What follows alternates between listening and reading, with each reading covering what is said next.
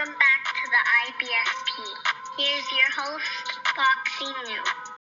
Abel Sanchez still picks Canelo over Benavidez. And look, let's break it down honestly and objectively as possible. And Abel Sanchez was asked, hey, do you still pick Canelo to beat David Benavidez despite him destroying Demetrius Andre? And you see that Abel Sanchez has stuck with his pick on Canelo Alvarez. Believed he's too skilled, too experienced, too good, and too great of a fighter to lose to David Benavidez. Although he sees that fight being competitive, he still believes Canelo Alvarez win the fight. And I agree with him wholeheartedly. I mean, when you look at it, David Benavidez put the foot in the ass whooping all on Demetrius Andre. I mean, he destroyed this guy. Much credit to David Benavidez for beating the hell out of Demetrius Andre. But make no mistake, Demetrius Andre is no elite fighter. Demetrius Andre is probably one of the biggest hype jobs we've seen over the last 20 years. This is a guy who's fought his entire professional career and never fought and beat a world champion, period. He won vacant titles in 2 weight classes. At the end of the day, Demetrius Andre was all smoke and mirrors. He does not have the chin, the power, or the skills to compete